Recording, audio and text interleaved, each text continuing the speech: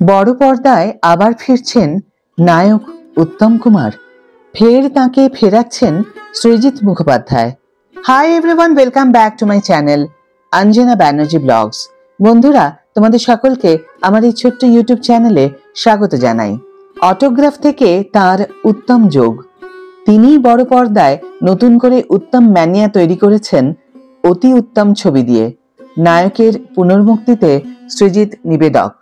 যারা উত্তম কুমারের অন্ধ অনুরাগী তাদের জন্য সুখবর। 21শে ফেব্রুয়ারি বড় পর্দায় আবারও ফিরছেন তিনি। এবারেও তার প্রত্যাবর্তনে পরিচালক সৃজিত মুখোপাধ্যায় যুক্ত। উত্তম কুমার আর সৃজিত যেন হরিহর আত্মা। অটোগ্রাফ থেকে পরিচালকের উত্তম যোগ।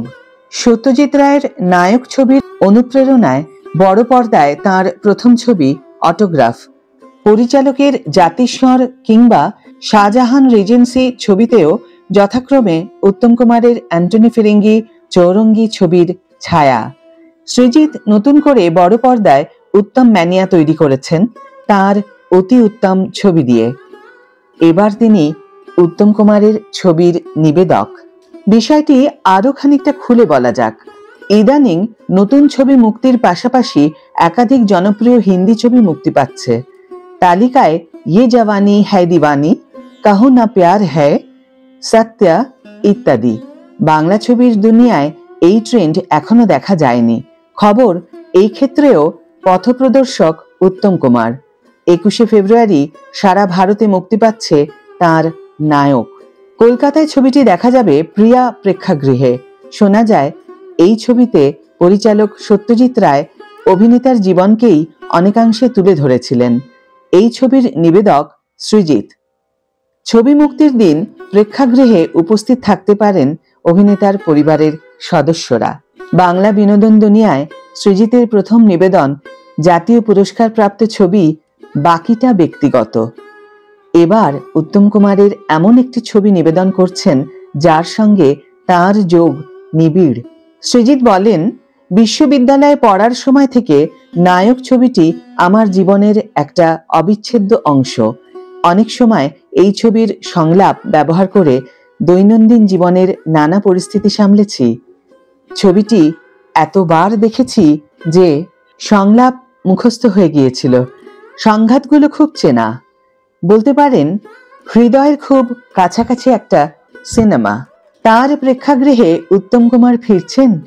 এই প্রশ্ন করা হলে প্রিয়া প্রেক্ষাগৃহের মালিক অরিজিৎ দত্ত বলেন, তিনিও স্মৃতি মেদুর।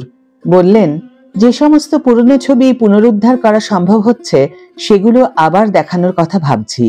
এই ভাবনার সঙ্গে যুক্ত সত্যজিৎ রায়ের প্রযোজক প্রয়াত আর ডি বানসাল কন্যা বর্ষা বানসালও। উল্লেখ্য, নায়ক ছবিরও প্রযোজক ছিলেন তিনি। অরিজিৎ আরও জানিয়েছেন, ছবিটি বিকেলের কোনো প্রদর্শনী সময়ে অর্থাৎ বিকেল 5টা বা সন্ধে 6টায় দেখানো হতে পারে। আপাতত 1 সপ্তাহ দেখানো হবে। দর্শক আগ্রহী হলে সময়সীমা বাড়তে পারে। তাহলে বন্ধুরা, তোমরা যারা উত্তম অনুরাগী তাদের জন্য এই খবরটা সুখবর কিনা অবশ্যই কমেন্ট বক্সে লিখে জানিও। ভিডিও ভালো লেগে থাকলে একটা ছোট্ট করে লাইক দিও, শেয়ার করো বন্ধুদের সাথে। যারা এখনো আমার চ্যানেলটিকে সাবস্ক্রাইব করনি তারা অবশ্যই চ্যানেলটিকে সাবস্ক্রাইব করে আমার পাশে থেকো। আর যারা অলরেডি সাবস্ক্রাইব করে দিয়েছো তাদের জন্য আমার অনেক অনেক অনেক ভালোবাসা এবং অনেক ধন্যবাদ। আজ তাহলে বিদায় বন্ধু, দেখা হবে পরের ভিডিওতে। ভালো থেকো, সুস্থ থেকো, সঙ্গে থেকো।